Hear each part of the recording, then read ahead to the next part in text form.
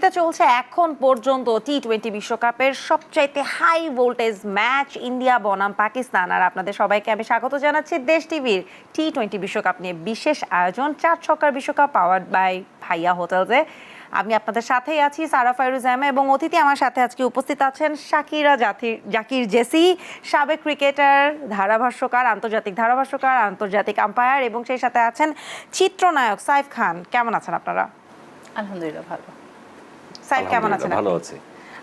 আজকের খেলা নিয়ে একটা বিশেষ উত্তেজনা কিন্তু চলছে, যেখানে আমরা এখানেও খেলা দেখতে পাচ্ছি, স্ক্রিনেও খেলা দেখছি। ঠিক তাই। একেবারেই আজকে কি মনে হয় কে জিতবে? আজকে এখনো পর্যন্ত যেটা মনে হচ্ছে, আমার যেটা মনে হচ্ছে 50-50 চান্স। কারণ রান যদিও হচ্ছে 6 করে আস্কিং রান রেট, যেটা রেকর্ড রান রেট, কিন্তু আমার মনে হয় টাফ হবে খেলাটা, 50-50 চান্স হবে, দেখা যাক। জেসি, রোহিত কিন্তু দারুণ সূচনা করেছিল, যদিও বৃষ্টির বাধায় আবারও তাকে ফিরে যেতে হয়েছে বিরাট কোহলির ব্যাট থেকে। আজকেও আমরা কোনো রান পাইনি, তারপরও দিন শেষে এই উইকেটে যে স্কোরটা ইন্ডিয়া করেছে এবং যেভাবে পাকিস্তান বোল করেছে, প্রচুর মিসফিল্ড ছিল। কিন্তু কেমন যাচ্ছে আজকের খেলাটা? আজকের খেলাটা ইন্ডিয়ার জন্য দুঃস্বপ্নের মতো, কারণ এত কম রান কখনো ইন্ডিয়া করবেন সেটা হয়তো চিন্তাই করতে পারেনি। সেখানে 119 রানে অল আউট হয়ে গেছে ইন্ডিয়ার এত ব্যাটার, এত লম্বা ব্যাটিং লাইন আপ, সেখানে অল আউট হয়ে গেছে। পাকিস্তানি বোলারদের কৃতিত্ব দিতেই হবে। উইকেট কন্ডিশন যদিও আমি বলছি না খুব আহামরি ভালো ছিল, বাট তারপরও পাকিস্তানি বোলারদের কৃতিত্ব দিতেই হবে। শুরুর দিকে যেভাবে বোলিং করেছেন তারা, স্পেশালি নাসিম শাহর কথা বলতেই হয়, 3টা উইকেট তুলে নিয়েছেন এবং পরবর্তীতে হারিস রৌফও 3টা উইকেট তুলে নিয়েছেন। বাট নাসিম শাহর বোলিংটা আমি স্পেশালি বলবো যে খুবই ভালো বোলিং করেছেন শুরুর দিকে, এবং বিরাট কোহলির উইকেটটা তিনি নিয়েছেন, সবথেকে ইম্পর্টেন্ট উইকেট। এবং মানে একটা ম্যাচের শুরুতে যদি আপনি টিমের বেস্ট ব্যাটারকে আউট করে দেন, তাহলে তো মানে টিমটা এমনি একটু ভেঙে পড়ে, হ্যাঁ, মোমেন্টামটা চেঞ্জ হয়ে যায়। আপনার কাছে যদি যে খেলা শুরু থেকে দেখা হচ্ছিল, তো আমার কাছে যেটা সবচেয়ে অবাক লাগছিল, আমরা শুরুর আগে যেটা বলছিলাম যে আজকে প্রায় 1-1.5 ঘন্টার মতো কিন্তু খেলা দেরিতে শুরু, মানে বৃষ্টি এবং মাঝখানেও ব্রেক হয়েছে, কিন্তু একটা ওভারও কিন্তু কাটা হয়নি। 20 ওভারের খেলা হচ্ছে, কারণ হচ্ছে ভারত পাকিস্তানের খেলা, এটা একটা প্রধান কারণ। আর না, এটা আসলে সেটা না, ঘটনা যেটা হচ্ছে যে প্রত্যেকটা টুর্নামেন্টের আগে কিন্তু আইসিসি নির্ধারণ করে দেয় প্লেইং কন্ডিশনে যে এক্সট্রা টাইম কতক্ষণ থাকবে। সেটা হয়তো বা 1 ঘন্টার বেশি আছে, বা এমনও হতে পারে যেহেতু বিশ্বকাপ 2 ঘন্টাও থাকতে পারে। আমরা যেহেতু জানি না যে ওয়ার্ল্ড কাপের প্লেইং কন্ডিশনটা কি দিয়েছে, যদি 1 ঘন্টা সময় থাকে এক্সট্রা, এবং যদি 1 ঘন্টা পার হয়ে যদি 4 মিনিটও যায়, তাহলে নিশ্চিত একটা ওভার কাটা পড়তো। যেহেতু সময়টা আমরা এখনো এক্স্যাক্টলি জানি না, যে এক্সট্রা টাইম সবসময় থাকে, যেহেতু আজকের দিনে সেম মাঠে আর কোনো খেলা নেই, আর কোনো খেলা তারা নেই। এমন যদি হতো যে এই মাঠে আজকের পর সেকেন্ড আরেকটা ম্যাচ আছে, তাহলে 1 ঘন্টার বেশি এক্সট্রা টাইম থাকতো না। সো নর্মালি প্লেইং কন্ডিশনে 1 ঘন্টাই থাকে, বাট বিশ্বকাপে হয়তো বা তারা বাড়িয়ে দিয়েছে এর জন্য, কারণ যদি প্লেইং কন্ডিশনে যা থাকবে সেটার বাইরে ইন্ডিয়া পাকিস্তান হোক, ইংল্যান্ড অস্ট্রেলিয়া হোক, সেটা বেরিয়ে যেতে পারবে না আসলে। পাকিস্তানের বোলারদের মধ্যে আজকেও কিন্তু খুব বেশি আশানুরূপ আমরা আফ্রিদির কাছ থেকে পাইনি সেভাবে, কিংবা আমরা যে যার উপর ভরসা করে থাকি মোহাম্মদ আমির। একটু পাকিস্তানের বোলারদের নিয়ে শুনতে চাই।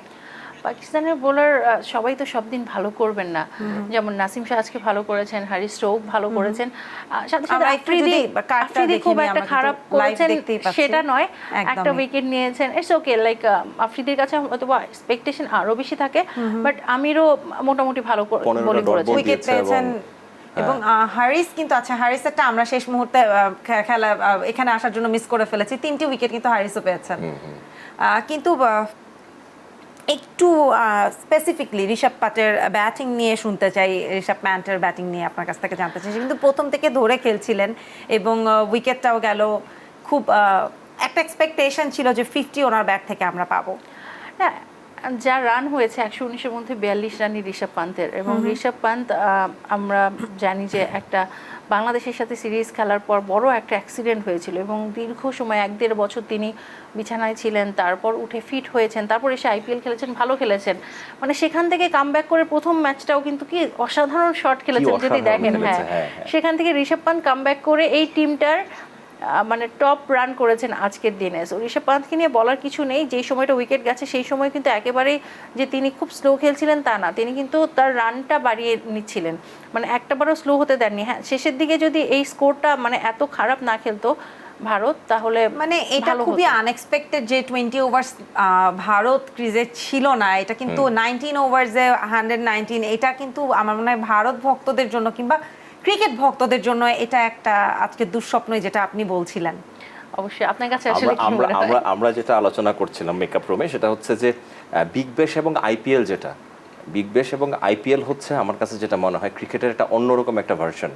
মানে এখানে যেটা দেখছি আমার মনে হয় এটাই স্বাভাবিক, কারণ ইন্টারন্যাশনাল ক্রিকেটে এই ধরনের লো স্কোরিং হবে, আর আমেরিকার অন্য যে ম্যাচগুলো হয়েছে এই মাঠে আসলে কিন্তু হয়তোবা কাছাকাছি রান বা 150, এখানে অনেক বড় স্কোর 150। কিন্তু আমরা কিন্তু তারপর আমেরিকা কানাডার খেলা যদি ধরি 196, গতকালকে আমরা দেখেছি 201 না, কিন্তু স্কোরিং আমেরিকা হয়েছে। কানাডার খেলাটা হচ্ছে ডালাসে হয়েছিল, ডালাসে এবং হয়েছিল, গতকালকে হ্যাঁ। খেলাটাও হ্যাঁ, ডালাসে হ্যাঁ। হয়েছিল, যার কারণে ডালাসের উইকেটটা নিউ ইয়র্কের থেকে তুলনামূলকভাবে কিছুটা বেটার better, উইকেট, কিছুটা এবং better। এই তবে দুটো উইকেটে wicket কিন্তু হচ্ছে unpredictable। শ্রীলঙ্কা 77 রানে অল আউট হয়ে গেছে, Right, এবং সেটা করতে এই গিয়ে মাঠেই। সাউথ আফ্রিকা 4 উইকেট হারিয়েছিল। সো এই উইকেট নিয়ে সবারই একটা কমপ্লেইন রয়েছে নিউ ইয়র্কের উইকেট নিয়ে, এবং নেক্সট বাংলাদেশের ম্যাচটাও এই উইকেটেই হবে সাউথ আফ্রিকার সাথে। আমাদের মিরপুরের মাঠের সঙ্গে বোধহয় কিছুটা মিল আমরা পাবো, লো স্কোরিং দেখে বলছি আর কি। হ্যাঁ, মিরপুরের মাঠের সাথে একটা মিল থাকতে পারে, যেটা আমরা গতকালকে একজন কিউরেটরের সাথে কথা বলছিলাম, এবং তিনি বলছিলেন যে নিউ ইয়র্কের এই উইকেটটা অনেকটা মিরপুরের উইকেটের মতো, অনেক সময় আনইভেন বাউন্স হয়, অনেক সময় বল হঠাৎ করে নিচে নেমে যায়, আর সেটা বাংলাদেশিদের জন্য সুবিধা হতে পারে, কারণ বাংলাদেশিরা তো এই ধরনের উইকেটে খেলে অভ্যস্ত। সো সাউথ আফ্রিকার মাঠে যেমন সাউথ আফ্রিকার বলের হাইট হয় একদম, মানে প্রত্যেকটা বলই বাউন্সারের কাছাকাছি, শর্ট বল, চলে হ্যাঁ, যায়, হ্যাঁ। এবং এত ফাস্ট যায়। সেই সাউথ আফ্রিকা এসে মিরপুরের মাঠে আমরা অস্ট্রেলিয়াকে হারিয়েছি, সেখানে ইংল্যান্ডকে হারিয়েছি, নিউজিল্যান্ডকে হারিয়েছি মিরপুরে। struggle করে, তো হ্যাঁ। সেখানে যদি মিরপুরের কাছাকাছি উইকেট হয়, তাহলে মনে হয় যে বাংলাদেশের জন্য সুবিধা হবে, সাউথ আফ্রিকার জন্য একটু ডিফিকাল্ট হতে পারে। একদম, এবং খেলা কিন্তু এখনো চলছে। ইন্ডিয়ার এই সময়কার কথা যদি আমরা চিন্তা করি, সেই তুলনায় পাকিস্তান কিন্তু বেশ ধরে খেলছে, উইকেট এখন পর্যন্ত যায়নি। একটু যদি যে এখনের খেলার অবস্থাটা আমাদেরকে একটু বলতেন। এখনকার অবস্থা কিন্তু বেশ ভালো। পাকিস্তান জানেন যে প্রথম ম্যাচটা হেরে গেছে, টপ 8-এ যেতে হলে, সুপার 8-এ যেতে হলে আজকের ম্যাচটা একদমই do do or or die situation পাকিস্তানের জন্য। এর জন্যই দেখে শুনে খেলছেন, এবং যেভাবে শুরু করেছেন মনে হচ্ছে যে ম্যাচটা হয়তো পাকিস্তান বের করে নিতে পারবেন, কারণ এখন পর্যন্ত কোনো উইকেট যায়নি। কিন্তু Power play টা খুবই এখনো চলছে। ডিফিকাল্ট বলা, যেরকম ইন্ডিয়ার ক্ষেত্রে দেখেছি, ইন্ডিয়া কিন্তু রোহিত শর্মা বা বিরাট কোহলির উইকেট যাওয়ার পরেও কিন্তু এক্সপেকটেশন আরেকটু বেটার ছিল, কিন্তু পরপর কিন্তু উইকেটগুলো গেছে, এবং বারবারই যেটা খুবই চোখে লাগছে যে 19 ওভারে খেলা শেষ হয়েছে, যেটা ইন্ডিয়ার জন্য একেবারেই ধরা যায় না। এবং আরো বোধহয় রান কিছু কম হতো, কারণ পাকিস্তান আজকে অস্বাভাবিক কিছু ক্যাচ মিস করেছে, মানে এতগুলো পরপর হ্যাঁ, পরপর। 5টা বলা যায় ক্যাচ, মানে miss করেছে, যতক্ষণ হ্যাঁ। দেখেছি তার মধ্যে মিস, কিছু সময় তো খেলা বাদ গেছে। এটাও তো আমি সে কারণে বলছি যে আসলে পিচের একটা সিচুয়েশন আছে, কারণ আমরা যখন আইপিএল এ খেলা দেখলাম, সেটা হচ্ছে 250 প্রায় মানে 240-50 রান হয়ে যাচ্ছিল, এই প্লেয়াররাই কিন্তু খেলছিলেন, তারাই খেলছিলেন, এবং এখানে এসে যখন একটা ডিফারেন্ট পিচে খেলছে এবং আনইভেন বাউন্স, আজকে কিন্তু বোল্ড হয়েছে, আমি দেখলাম যে বল নিচে হয়ে গেছে, অনেকটা লো হচ্ছে, তো স্বাভাবিক। তো এবং বারবারই দেখা যাচ্ছে যে যেটা বলটা স্পেশালি খেলা শুরুর এটা আগে কিন্তু একটা বৃষ্টি সুযোগ হওয়ায় ছিল, এই যে হ্যাঁ। মাত্র একটা সিরাজ ক্যাচ ছাড়লেন, Cotton এর ball এর আগেও সুযোগ ছিল, এর আগের হ্যাঁ। ওভারও কিন্তু একটা সুযোগ ছেড়ে দিয়েছেন। দিয়েছেন। তো আজকে ম্যাচে পাকিস্তান যেমন ক্যাচগুলো ছেড়েছেন, এই 3 ওভারের খেলা চলছে, 4 ওভারে খেলা চলছে, এর মধ্যে 2টো ক্যাচ কিন্তু ইন্ডিয়া এটা ছেড়ে একটু দিয়েছে। ঠাট্টার ছলে বলাই যায় যে আমরা যেহেতু বলি ক্যাচ মিস তো ম্যাচ মিস, আজকে দু দলই যেভাবে মিস করছে, কার পাল্লা মিস দিয়ে, হবে হ্যাঁ। এটা বোঝাটা একটু মুশকিল। এবং যেটা দেখা যাচ্ছে বৃষ্টির কারণে, জেসি ভালো বলতে পারবেন, বৃষ্টির কারণে সম্ভবত বলটা যতটুকু গতি থাকার কথা, বল একবার পড়লে আসলে বাউন্ডারি পর্যন্ত এগুচ্ছে না। হ্যাঁ, একটু আর সব থেকে বড় কথা, এই আউটফিল্ডটা এমনিতেই একটু স্লো, একটু slow outfield। এমনিতেই স্লো, এবং তার মধ্যে বৃষ্টি হওয়াতে মানে আমরা এক্সপেক্ট করতে পারি না যে এই ড্রেনেজ সিস্টেম বাংলাদেশ, ইন্ডিয়া বা শ্রীলঙ্কার মতো মাঠে রয়েছে, বা অস্ট্রেলিয়া, ইংল্যান্ডে রয়েছে, সেটা ওখানে থাকবে, নিউ ইয়র্কে না, থাকবে। আসলে, হ্যাঁ, হ্যাঁ। সো ড্রেনেজ সিস্টেমটা খুব বড় একটা ব্যাপার, মাঠের ঘাসের কোয়ালিটি অনেক বড় একটা ব্যাপার। আমি একটু সেখানে যদি জেসির সাথে অ্যাড করি, যতদূর আমি জানি যে এই মাঠের বালু এখনো রয়েছে, এবং এই বালু যাতে না ওড়ে সেই কারণে মাঠের ঘাসটাও তুলনামূলক একটু বড় রাখতে হয়েছে, তো খুব স্বাভাবিকভাবে আউটফিল্ডটা বেশ খানিকটা স্লো।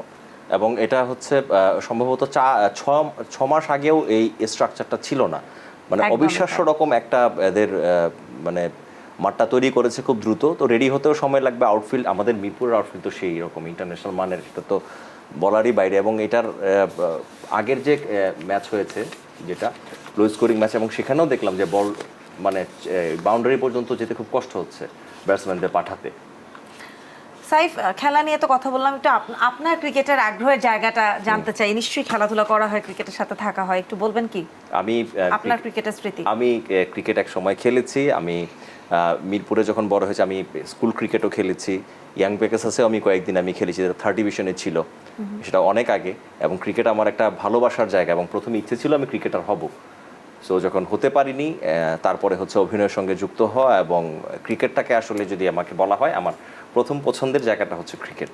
আমি ইভেন আমাদের সামনে বসা তো আম্পায়ার বসা, সাবেক খেলোয়াড় বসা, সে ভালো বলতে পারবে, কিন্তু আমি এবার প্রিমিয়ার লিগের ক্রিকেটগুলো কিন্তু আমি খুব ফলো করেছি, এবং আমি খুব ডাইহার্ট ফ্যান। এবং আমি ইউটিউবে যখন দেখিয়েছিল প্রায় অনেকগুলো ম্যাচ আমি দেখেছি আমার শুটিংয়ের ফাঁকে। এবং আরেকটা পরিচয় আছে যে রিসেন্ট যে সিসিএল হয়েছে সেটা কিন্তু তিনি খেলেছিলেন। হ্যাঁ, আমাদের আম্পায়ার ছিল। আম্পায়ারের কাছ থেকে শুনতে চাই যে সিসিএল এ কেমন পারফরম্যান্স সাইফের ছিল। আমি একটা ম্যাচই খেলেছিলাম যেখানে আমাকে নামতে হয়নি, আমি কিপিং করেছিলাম। আমি জানি না, আমি জাস্ট ব্যাটিং করার সুযোগটাই আমি পাইনি।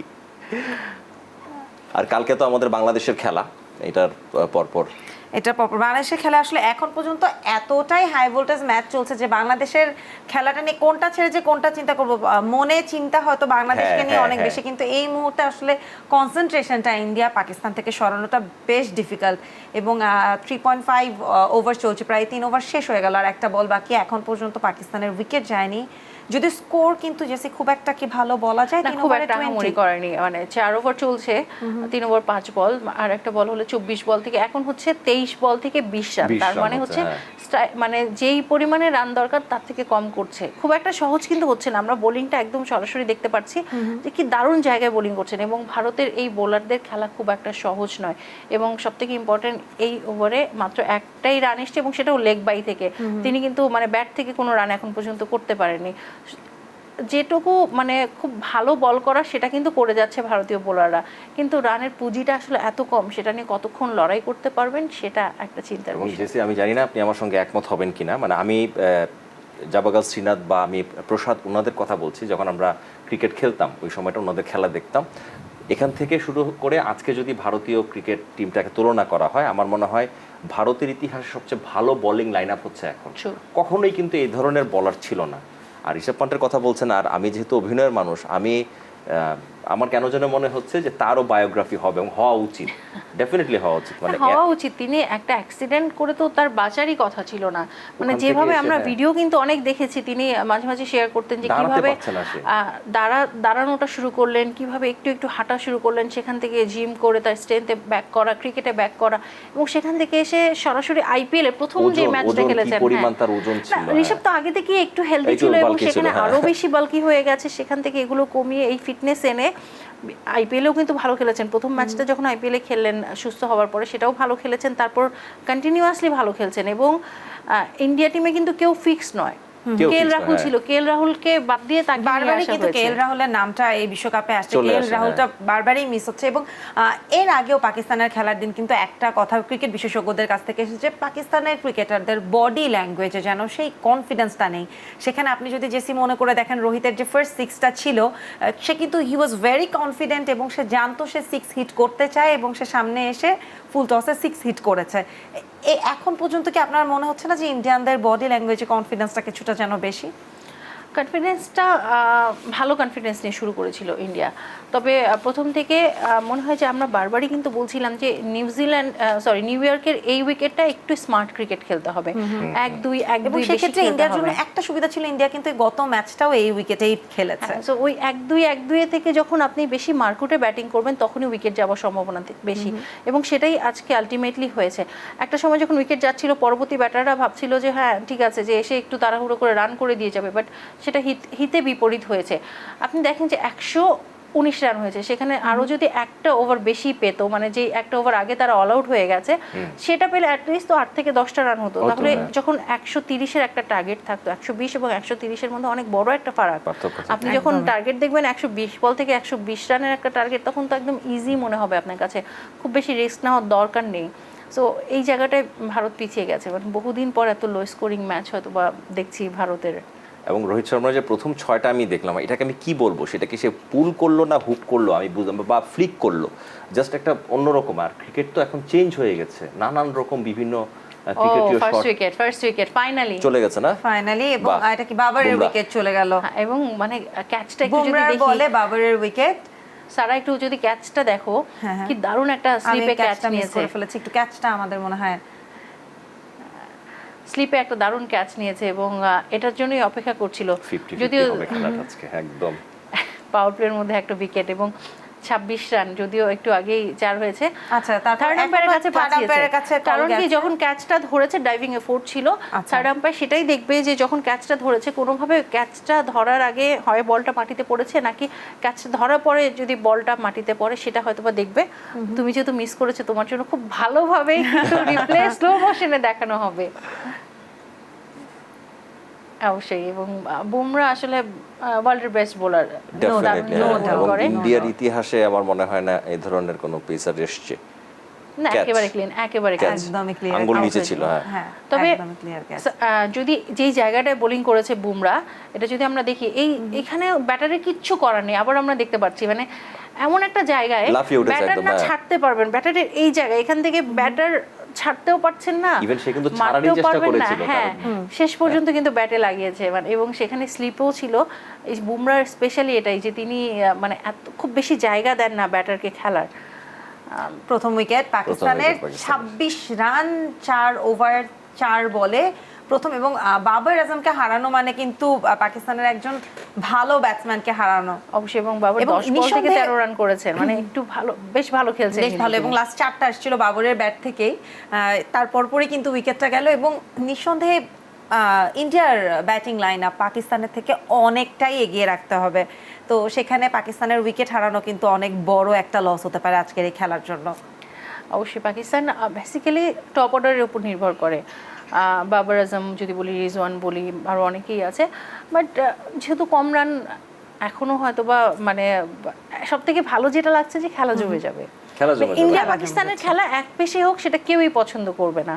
এবং আজকে আমরা দর্শকদের দেখছি, আজকে আমরা জানি ভিভিআইপি টিকিটের দাম 12-13 লাখ পর্যন্ত 12 চলে লাখ গেছে। পর্যন্ত হ্যাঁ, 12 চলে লাখ গেছে, চলে গেছে। এবং খেলার শুরুটা কিন্তু দারুণ উৎসব মুখর ছিল। আমরা যেটা দেখছিলাম যে গ্যালারি যদিও খুব বেশি নীল আজকে ইন্ডিয়ার, কিন্তু শুরুতে প্লেয়ারদের মধ্যে যে হাই হ্যালো যেটা হচ্ছিল, ওয়াসিম আকরাম ছিলেন এবং ক্রিস গেইল আজকে ক্রিস গেইল এসেছেন। আজকে ক্রিস গেইল autograph কিন্তু নিচ্ছিলেন। সবার অটোগ্রাফ নিচ্ছিলেন, দারুণ একজন মানুষ তিনি। ক্রিস গেইল অলওয়েজ একটু হাসি খুশি হাস্যরসের মাঝে এবং আমি থাকতে ক্রিস পছন্দ গেলকে করেন। এলবিডব্লিউ আউট দিয়ে এসেছি কিন্তু। ও So, আমি সবসময় বলতে পারবো আমি ক্রিস গেলকে এলবিডব্লিউ দিয়ে এসেছি, এবং ক্রিস গেল সেটা রিভিউ নিয়েছিলেন এবং আই ওয়াজ রাইট।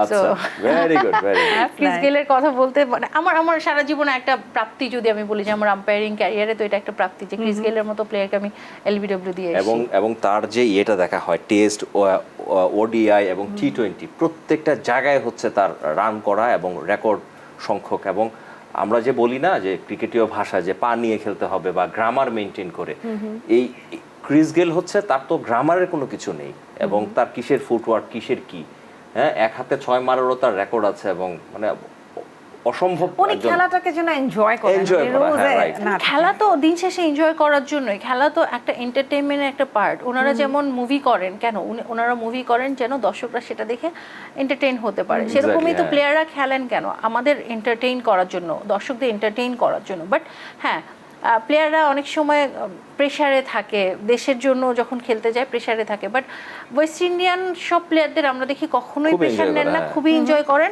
কারণ এভাবেই ওনারা আসলে বড় হন। বড় এবং হয়েছে। যেহেতু খেলায় একটা ব্রেক দেখছি, মাঝে আমরাও একটা ব্রেক নিয়ে নিই, কারণ আর বাকি ম্যাচগুলো নিয়েও একটু কথা বলতে হবে, তারপর আবারও এই ম্যাচে তো ফিরতেই হবে। দর্শক, টি-20 বিশ্বকাপ নিয়ে দেশ টিভির বিশেষ আয়োজন 4 ছক্কার বিশ্বকাপ পাওয়ার্ড বাই ভাইয়া হোটেলসে নিচ্ছি ছোট্ট একটা বিরতি, ফিরছি এক্ষুনি।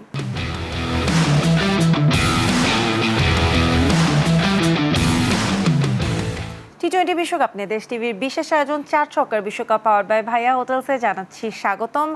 আমরা ইন্ডিয়া পাকিস্তানের ম্যাচ নিয়ে কথা বলছিলাম, এটি অবশ্যই গুরুত্বপূর্ণ হাই ভোল্টেজ ম্যাচ, বাট কোনো ম্যাচকেই তো ছোট করে দেখা যাবে না। সকালের ম্যাচটা নিয়ে একটু কথা বলতে চাই। ওয়েস্ট ইন্ডিজ বনাম উগান্ডা, জেসির সাথে যেহেতু বারবারই কথা হচ্ছিল, বেশ কবার এ নিয়ে কথা হয়েছে, এবং ওয়েস্ট ইন্ডিজ কিন্তু প্রথম ম্যাচের জয়টা বেশ কষ্ট করে নিয়েছে, এবং এই পরিমাণ এতটা ওয়েস্ট ইন্ডিজ 134 রানে জয়ী হয়েছে, এই পরিমাণ ডিস্টেন্সে জয় বোধহয় এই ওয়ার্ল্ড কাপে এখন পর্যন্ত এটাই প্রথম। যদিও উগান্ডার থেকে সেটা খুব বেশি এক্সপেক্টেড ছিল না যে উগান্ডা খুব ভালো করবে, তারপর এতটা খারাপ কি এক্সপেকটেশন ছিল? সেটা নয়, অনেক কম রান করেছে উগান্ডা। খুব আজকে খেলাটা কিন্তু অনেক তাড়াতাড়ি শেষ হয়ে গেছে। প্রথমত ওয়েস্ট ইন্ডিজ টসে জয়লাভ করেছিল এবং তারা ব্যাটিং নিয়েছে। আচ্ছা, এটা একটু ডিফারেন্ট কিছু পাওয়া গেল। হ্যাঁ, ব্যাটিং নিয়েছে, কারণ এই উইকেটে গায়ানাতে খেলা হয়েছে সেখানে এই পর্যন্ত রেকর্ড যেটা বলছে যারা টসে জয়লাভ করে সবাই কিন্তু সেখানে হচ্ছে পরবর্তীতে ব্যাটিং করেন এবং সবাই জিতে। এবং লাস্ট ডেতে পিএনজির সাথে সেম মাঠে খেলেছিল ওয়েস্ট ইন্ডিজ, তারা ওয়েস্ট ইন্ডিজ টসে জিতে তখন ফিল্ডিং ঠিকই নিয়েছিলেন, বাট গতকালকে ব্যাটিং নেওয়ার কারণ হচ্ছে তাদের রান রেটে একটা ইস্যু আছে, যেহেতু নিউজিল্যান্ড, আফগানিস্তান এবং ওয়েস্ট ইন্ডিজের মধ্যে একটা লড়াই চলছে এবং সেটার জন্য আগে ব্যাটিং করেছেন এবং যেহেতু আগের ম্যাচে ব্যাটিং ভালো হয়নি, ব্যাটিং একটা প্র্যাকটিসের ব্যাপার আছে। দারুণ খেলেছেন, যদিও মানে খুব বেশি রান দেখা যাচ্ছে না, 173 রান 5 উইকেটে, 44 হাইয়েস্ট, এবং আন্ডার রাসেল 30 করেছেন, রবমান পাওয়েল 23 করেছেন। সবথেকে ইম্পর্টেন্ট 1 থেকে 7 নাম্বার প্লেয়ার সবাই 30-এর ঘরে রান করেছেন। 20-30 মানে 7 জন যদি আপনার 20-30 করে রান করে 170 তো এমনিতেই হয়ে যায়। এবং আজকে সবথেকে ভালো বোলিং করেছেন আকিল হোসেন। 5টা উইকেট পেয়েছেন, অন্যদিকে ফারুকের সাথে তার একটা কম্পিটিশন চলছে এবং আকিল হোসেন 5টা উইকেটের মধ্যে আই থিঙ্ক 3টা এলবিডব্লিউ ছিল, কারণ আকিল হোসেনের বলগুলো খুব লো হচ্ছিল এবং যেহেতু উগান্ডার ব্যাটারদের মানে ব্যাটিং খুব ভালো নয়, টেকনিক্যালি একটা ব্যাপার রয়েছে, ব্যাট এবং প্যাডের মাঝখানে একটা গ্যাপ থাকছে এবং এই গ্যাপটা দিয়ে কিন্তু বল পায়ে লাগছে তাদের এবং এলবিডব্লিউ হয়ে গেছে। এবং এই উইকেটটা, গায়ানার উইকেটটা স্পিন বোলারদের জন্য খুবই ভালো এবং ওই স্পিন বোলাররা যখন বল করে সেটা হাঁটুর নিচে বেশিরভাগ বল থাকে, যেটার জন্য কিন্তু রাশিদ খান আমরা দেখেছি লাস্ট ম্যাচে 4টা উইকেট পেয়েছে নিউজিল্যান্ডের সাথে। সো স্পিন খেলাটা খুব একটা সহজ না, যার কারণে আকিল হোসেন 5টা উইকেট পেয়েছেন, আলজারি জোসেফ পেয়েছেন 2টো এবং গুদাগেশ মতি তিনিও 1টা উইকেট পেয়েছেন। এবং পরবর্তীতে আমি যদি ব্যাটিং এর কথা বলি, উগান্ডার ব্যাটিং নিয়ে খুব বেশি বলার নেই, 13 রান আসলে হাইয়েস্ট। আজকে খুবই অসহায় লেগেছে, 39 রানে আসলে অল আউট হয়ে গেছে, যেটা একেবারেই ছিল না।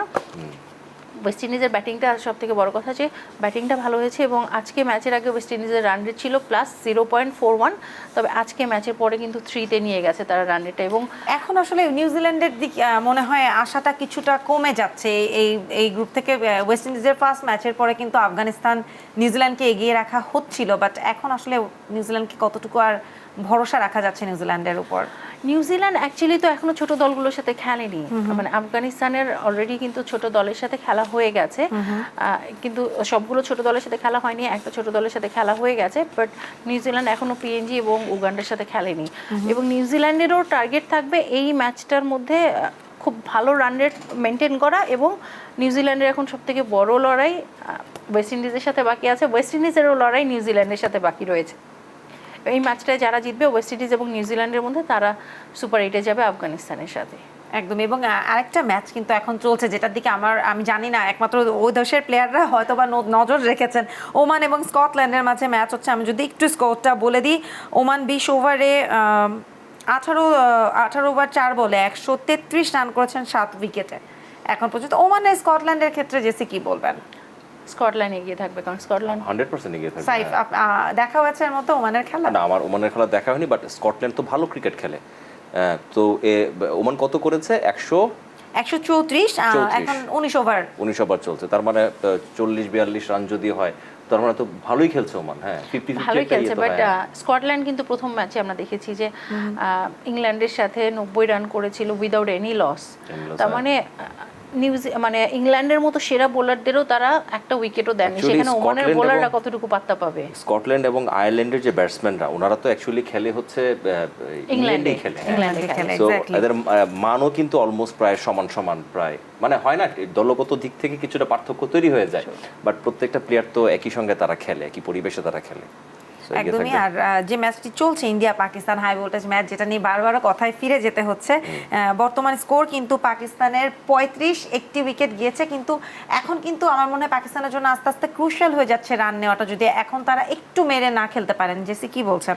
না, 6 ওভার 3 বলে 36, তার মানে রান রেট 5 পয়েন্ট সামথিং এখন পর্যন্ত মেনটেন করছেন, যেটা খুব বেশি দরকার নেই, তো 6 করে রান রেট দরকার, এবং সেখানে তারা 5.83 হারে। এটা তো বোধহয় আমার মনে হয় যে একটা ওভারের খেলা, এবং একটা 6 মারলে তো তার একটা মানে একটা ওভারে 5টা বল ডট দিক কোনো সমস্যা নেই, একটা 6 মারলে তাদের কাঙ্ক্ষিত যে রিকোয়ার্ড রান রেট সেটাতে তারা পৌঁছে যাবেন।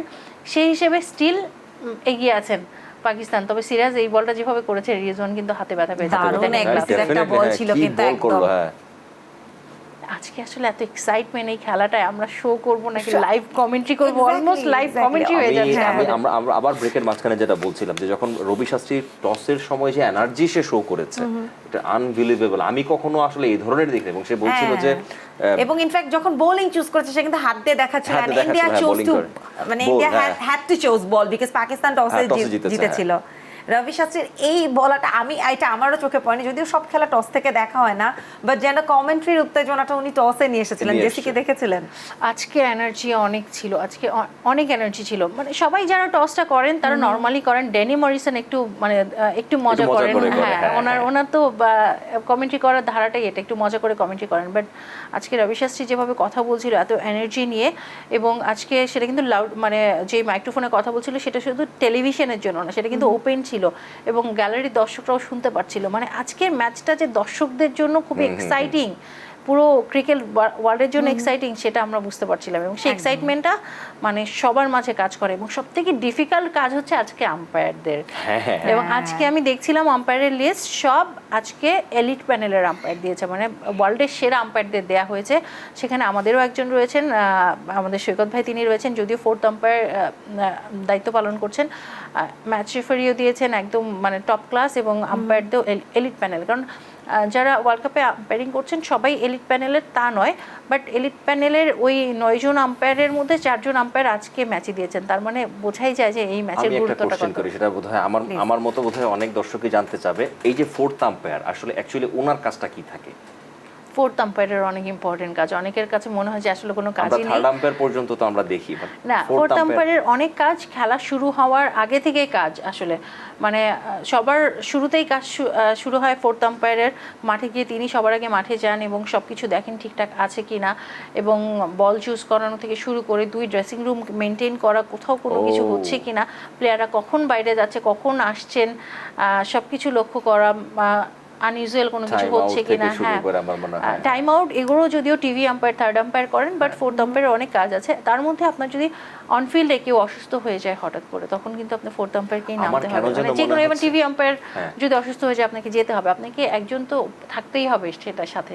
এখন যে পরিমাণ ক্রিকেটের ইনস্ট্রুমেন্ট ব্যবহার করা হয়, হ্যাঁ আমার মনে হয় বেশি দিন বাকি নাই যে আম্পায়াররাও বোধহয় হেলমেট বা কোনো কিছু পরে করতে হবে, কারণ যে অ্যাগ্রেসিভ ক্রিকেট খেলা হচ্ছে না, আমরা হেসে বলছি কিন্তু আসলে হবে। মানে আমরা সত্যিকার অর্থে এটা খুব সহজ কাজ নয়, দেখে মনে হয় সহজ কাজ। একটা সোজা বল যদি একটা ব্যাটার মারে, হ্যাঁ মানে আমি বলছি না ছেলেদের খুব জোরে মারতে হবে, একটা মেয়েরাও যদি একটা মারে সোজা, এবং ক্রিকেট বলটা আমরা দেখেছি তাওহিদ হৃদয়ের বল 6 এসে গ্যালারির কোন জায়গায় গিয়ে মানে ওনার পা ফুলে গেছে, দর্শকের পা কিন্তু ফুলে গেছে, একটা হালকা চিড় ধরেছে, এবং সেটা যদি স্টেট ড্রাইভ করেন এবং সেটা যদি আম্পায়ারের মাথায় লাগে তাহলে কিন্তু স্পট ডেড।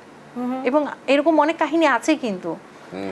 আমি ভারতে দেখেছি যে ইন্টারন্যাশনাল আম্পায়ার যিনি আছেন তার 2 ছেলে আম্পায়ারিং করেন, তার মধ্যে একজন মাঠে বল লেগে মারা গেছেন, এরকম হিস্ট্রি আছেন। তো এরকম এই কাজটা খুব একটা সহজ নয়, আমাদেরও সবসময় চোখ কান খোলা রাখতে হয়, বাট অ্যাক্সিডেন্ট ইজ অ্যাক্সিডেন্ট, যে কোনো সময় হতে পারে। এটাতে দোষ হতে হচ্ছে। স্যার এতক্ষণ ধরে আপনার কাছে খেলা নিয়ে শুনছিলাম, কিন্তু জিজ্ঞেস কিন্তু করা হয়নি যে কে জিতলে আজকে আসলে আপনি খুশি হবেন, ইন্ডিয়া নাকি পাকিস্তান? আমি অ্যাকচুয়ালি ইন্ডিয়া জিতলে খুশি হব। সারা তুমি হ্যাঁ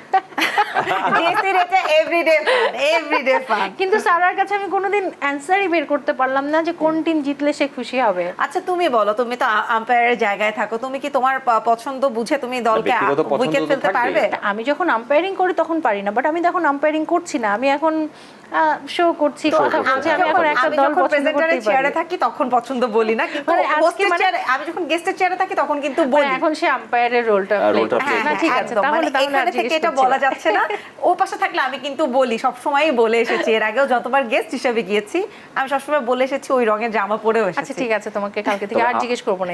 আমার ক্ষেত্রে যেটা হয়, আমি অনেক আগে থেকে হচ্ছে আমি ভারতের সাপোর্ট করি, যেহেতু সচিন টেন্ডুলকার বাট ওয়াসিম আকরাম, শোয়েব আখতার, মানে শোয়েব আখতার আমার খুব প্রিয় একজন প্লেয়ার, আমি অসম্ভব পছন্দ করি।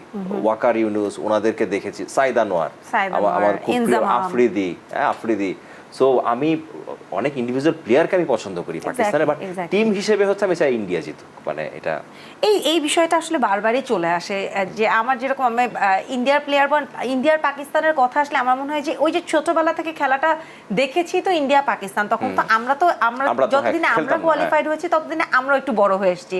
সো ক্রিকেট মানে ইন্ডিয়া পাকিস্তান, কাউকে ইন্ডিভিজুয়ালি একটু এগিয়ে রাখা আমার জন্য ডিফিকাল্ট। অনেকের কাছে হয়তো বা ইন্ডিয়া সাপোর্ট করলে পাকিস্তান শত্রু বা পাকিস্তান সাপোর্ট করলে ইন্ডিয়া শত্রু হয়ে যায়, but it's very tough for me. আসলে না, এটা সবার জন্য, এটা কিন্তু আমাদের জন্য হয়েছে যে আমরা যতই বলি না কেন, যারা ক্রিকেট খেলে, ক্রিকেট ভালোবাসে, তারা যেমন সচিনকেও ভালোবাসবে, ব্রায়ান লারাকেও ভালোবাসবে, একদম। সাথে সাথে ওয়াসিম আকরাম, সচিনের 100তম 100 যখন শাহিদ আমাদের আফ্রিদি, মিরপুরে হলো, আমাদের মিরপুরে, এবং হ্যাঁ। আমার সৌভাগ্য হয়েছিল ম্যাচটা দেখার। আচ্ছা। আমি তখন একদম গ্র্যান্ড স্ট্যান্ডে বসে ম্যাচটা দেখেছি সচিনের। এবং আমরা তখন খুব তোমার বয়স চাচ্ছিলাম কত ছিল?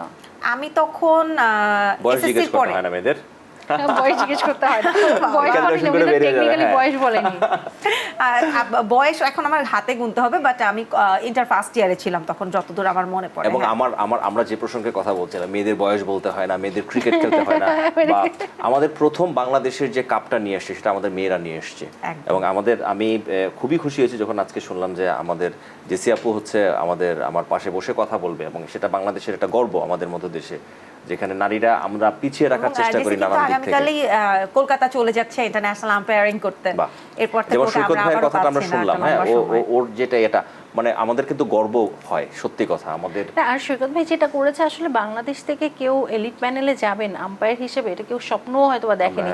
এটা কিন্তু তার আসলে বিশাল একটা ব্যাপার। অবশ্যই। পুরো ওয়ার্ল্ডে 8 জন থেকে 9 জন আছে, সেখানে বাংলাদেশি একজন আছে, এবং এই জায়গাটা ধরে রাখা বা এই জায়গাটা যাওয়ার জন্য সারা জীবন তিনি কষ্ট করেছেন। ইভেন আমরা ইউএসএ খেলার মধ্যে যখন দেখছিলাম, পাকিস্তানকে হারিয়েছে ইউএসএ, যেখানে অনেক স্টাফ হচ্ছে আমাদের বাংলাদেশি, এবং আমার কিন্তু ব্যক্তিগতভাবে মনে হয়েছে যে না, আমি সাপোর্টটা একটু হয়, আমি পাকিস্তান বিরোধী কথা আমি বলছি না, বাট হয় কি যে আমার দেশের স্টাফরা যখন কাজ করছে, আমার তো মনে হয় ওখানে আমার ফোকাসটা চলে যায় অটোমেটিক। এটা যেহেতু আমরা একটু স্মৃতিচারণ থেকে বলছিলাম, সচিনের যে সেঞ্চুরির 100তম কথা 100, বলা হচ্ছে, 100তম সেঞ্চুরি, যখন সচিন ফিট ছিলেন, ড্রেসিং রুমে যাচ্ছিলেন, I have a picture, profile picture, যেখানে আমি পিছনে এরকম বসছি, আমার আচ্ছা। পিছনে সচিন হেঁটে আসছেন, ক্লিয়ার না ফেস, বাট ওটা আমার জন্য বড়। তখন তো আসলে এত ভালো ক্যামেরাও ছিল না, বাট তখনের ফোন দিয়ে তোলা। সো ক্রিকেট নিয়ে ইন্ডিয়া, পাকিস্তান, বাংলাদেশ আমাদের আসলে অনেক স্মৃতি। একটু স্কোরটা দেখে নি, তাকাতে একটি চার্ট দেখলাম, উসমানের ব্যাট থেকে এসেছে 8 ওভার 3 বল 47 রান 1 উইকেট। এই মুহূর্তে নিচ্ছে আরো একটা বিরতি। দর্শক, টি-20 বিশ্বকাপ নিয়ে দেশ টিভির বিশেষ আয়োজন 4 ছক্কার বিশ্বকাপ পাওয়ার্ড বাই ভাইয়া হোটেলসে নিচ্ছে একটা ছোট্ট বিরতি, ফিরছে এক্ষুনি।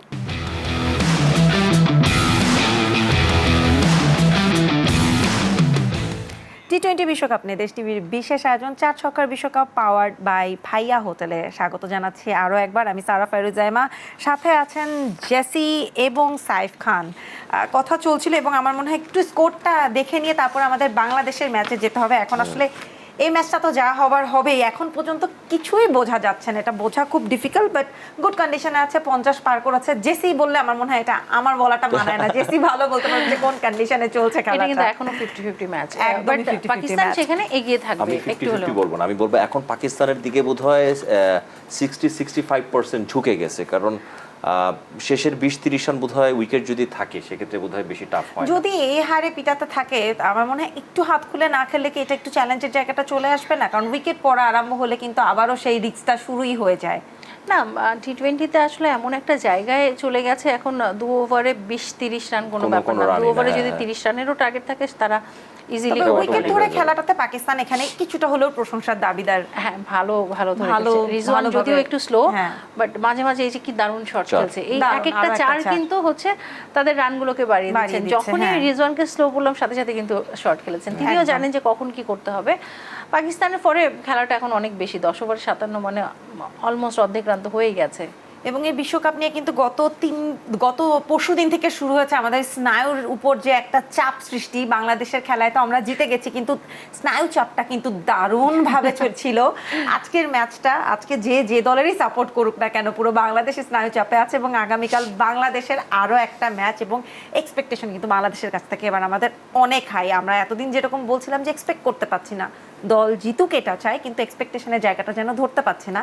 এখন কিন্তু বাংলাদেশের প্রতি আমাদের একটা এক্সপেকটেশনের জায়গা তৈরি হয়েছে, স্পেশালি তাওহিদ হৃদয় ওয়াও, তাহিদ হৃদয় লাস্ট ম্যাচটা যেভাবে খেলেছেন সবার হৃদয়ে জয় করে হ্যাঁ, দিয়েছেন। একদম। নিঃসন্দেহে, ছয় সে যে নিঃসন্দেহে। মেরেছে ট্রু, এবং গড়টা ভালো খুবই ভালো, 30, হ্যাঁ। এবং স্ট্রাইক রেটটা 365, মানে কেউ চিন্তা করতে পারে এইডেন মার্কামের সাথে যদিও তাকে কম্পেয়ার করা হচ্ছে 148 এইডেন মার্কামের স্ট্রাইক রেটটা রয়েছে, তবে তাওহিদ হৃদয়ের 365 স্ট্রাইক রেটটা মানে আমি জানি না এখানে ঠিক লেখা আছে কিনা, আমি একটু অবাক হচ্ছি 365 স্ট্রাইক রেট। লাস্ট ম্যাচে যদিও তিনি 200 স্ট্রাইক রেটে Batting ব্যাটিং করেছেন। করেছেন, বাট আমি হ্যাঁ। টোটালটা আসলে জানি না, একটু চেক করে বলতে হবে, বাট হ্যাঁ, সেই এটাও হিসেবে একটু অবিশ্বাস্য লাগছে আমার কাছে। 365 স্ট্রাইক রেট মেইনটেইন করা এটা এখানে আসলে ভুল আছে, ডিফিকাল্ট। এটা এখানের এটা ভুল আছে, আমরা চেষ্টা করছি খুব শীঘ্রই জেনে তাহলে আই থিংক স্ট্রাইক রেটটা 135 এর উপরে হবে বা উপরে হবে, 130 এর উপরে কিছু একটা এতটা হবে। হওয়ার কথা না, এখানে ভুল রয়েছে এবং ম্যাচের সংখ্যা সবকিছু মিলে এটা যাচ্ছে না। আমরা একটু নেক্সট কার্ডটা একটু দেখে নিই, বাংলাদেশের মাহমুদুল্লাহ রিয়াদ। Wow. এই লোকটার প্রতি মানে যতবার মাহমুদুল্লাহকে দেখে আমার মনে হয় মুখ দিয়ে একটা কথাই বেরোয়, রেসপেক্ট। অবশ্যই রেসপেক্ট, অবশ্যই, মানে তিনি সব থেকে বড় কথা যে এই সময়টা তার রিটায়ার্ড করার কথা, যে এবং সময়টা ধরে নেওয়া হচ্ছে হয়তো বা এটি তার সেই T20 সময় শেষ match। আমার বিশ্বাস মাহমুদুল্লাহ রিয়াদ সবসময় তিনি ভালো খেলেছেন, ডেফিনেটলি সবসময় ভালো খেলেছেন, বাট এই সময় যে ক্রিকেটটা খেলছেন T20-তে এসে যে পাওয়ার ক্রিকেটটা খেলছেন কেউ হয়তো বা বিশ্বাসই করবেন না যে এই ভদ্রলোক টিমে কখনো থাকেন না, আনসার্টেনিটির মধ্যে ভোগেন, বাট তারপরও যে হার্ডওয়ার্ক করেছেন আমি নিজে দেখেছি মাহমুদুল্লাহ ভাইকে, আমি যখনই hard গেছি work, বিসিবিতে দেখছি তিনি হয় জিম করছেন না হয় প্র্যাকটিস করছেন, এই যে হার্ডওয়ার্ক যে দিন শেষে আপনাকে পে ব্যাক করে সেটা কিন্তু একটা প্রমাণ মাহমুদুল্লাহ রিয়াদ, এবং কখনো হাল ছাড়েননি এই বিশ্বকাপে এখন পর্যন্ত। আপনি যদি একটা প্লেয়ার বলেন যে কন্টিনিউয়াসলি ভালো করছেন সেটা হচ্ছে মাহমুদুল্লাহ রিয়াদ, এবং 2 নম্বরে যদি কেউ আসে সেটা তাওহিদ হৃদয়।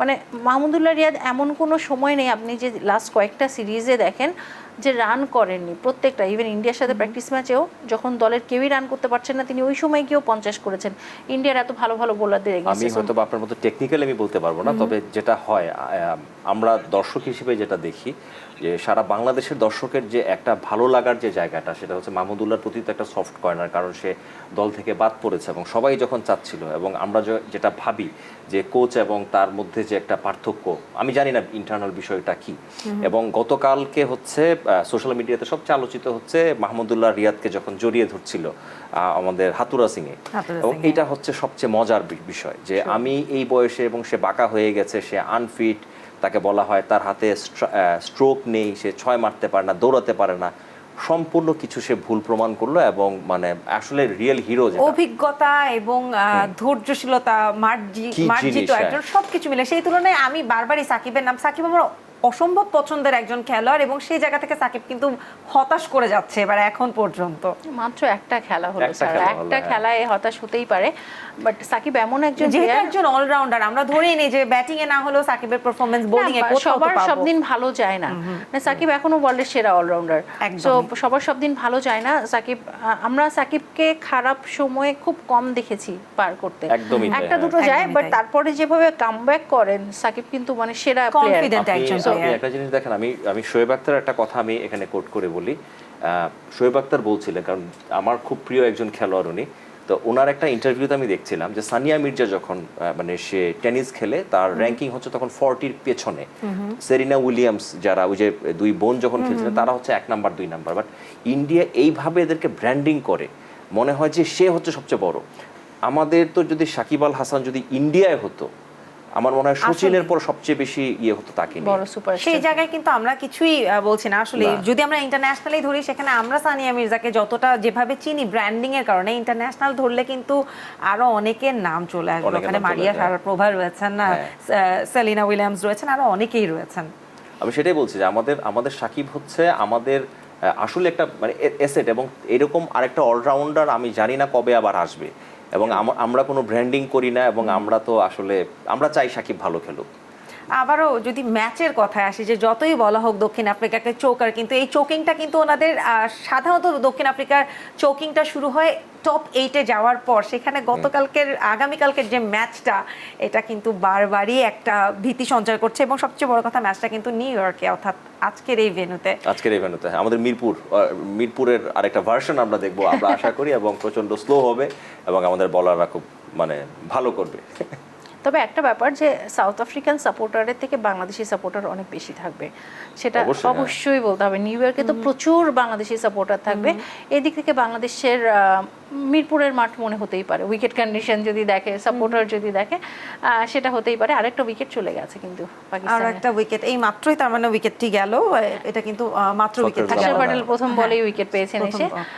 সো যেটা বলছিলাম যে মানে বাংলাদেশের জন্য মনে হবে যে অনেকটা নিজেদের ঘরেই ক্রিকেট খেলছেন, কারণ এত দর্শক তো এক আমেরিকা আর বাংলাদেশ ছাড়া এত দর্শক বাংলাদেশ কখনোই হয়তো বা পায় না অন্য কোনো ম্যাচে। আপনার কি মনে হয় যে আগামীকাল আমাদের ওপেনিং এ কোনো চেঞ্জ আসবে বা কোনো কিছু, যেহেতু উইনিং কম্বিনেশন নিয়ে খেলার একটা ইয়ে থাকে? একটা ব্যাপার যেটা হতে পারে যে যেহেতু সৌম্য ভালো করছেন না বা ভালো করেননি, তবে একটা ম্যাচের পরেই যে বাদ দিয়ে দিবেন সেটা হয়তো বা নয়, বাট যেহেতু লিটন ভালো করেছেন সেখানে লিটন এবং Winning তামিম যদি combination-টা রেখে। থাকে সেই ক্ষেত্রে আমি আজকে দেখছিলাম- জাকির হাসান অনেককে নামাতে পারে হয়তো বা শেষের দিকে। হ্যাঁ, শেষের দিকে ওই ওপেনিং করিয়ে 64 ম্যাচে আমাদের সৌম্য সরকারের যে গড় রান হচ্ছে 17, এবং 64টা ইন্টারন্যাশনাল টি20-তে একটা প্লেয়ারকে সুযোগ দেওয়ার পর তার গড় যদি থাকে 17 এবং সে ওপেনিং ব্যাটসম্যান থাকে, আমি জানি না যে এটা কি মানে এনাফ সুযোগ। আপনি বললেন না যে একটা ক্রিকেট মানে ম্যাচ দেখার পর, আমরা বিপিএলে তো খেলি হচ্ছে 7টা টিম খেলে, এবং যদি 3 জন করে ওপেনার থাকে তাহলে 21টা আমাদের ওপেনার।